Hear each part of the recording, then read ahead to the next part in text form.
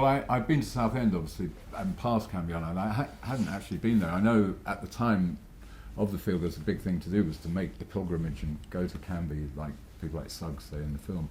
But I hadn't actually done that. So when I made that short journey across the Mud Creek, or whatever it is, the causeway, that was the first time for me. And I was, really taken by the feeling of the place. It's got a very lonely, lost feeling on one level, but it's also got a great vitality to it. And in the bleakness of the seawall and the mud flats and the estuary, there's a kind of poetry which I think you feel in the Feelgood songs. It's not necessarily romantic poetry, but it's definitely got a ring. I think you're right. South Essex has produced so many bands. If you look back at the Kersal Flyers, yourselves obviously, going to all sort of Alison Moyet in the 80s, and then now to the Horrors. What is it about South Essex that makes it such a fertile ground for music, do you think? I don't know. Somebody was saying to me once that he had a theory that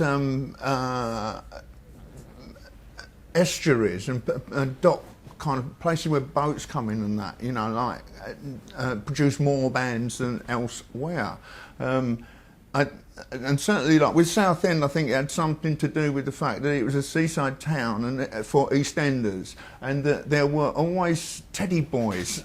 They're probably all finally gone now, but there were teddy boys and rock and roll. I mean, Jerry Lee Lewis and that booming out for all the time, right into through all kind of eras. So there was always that kind of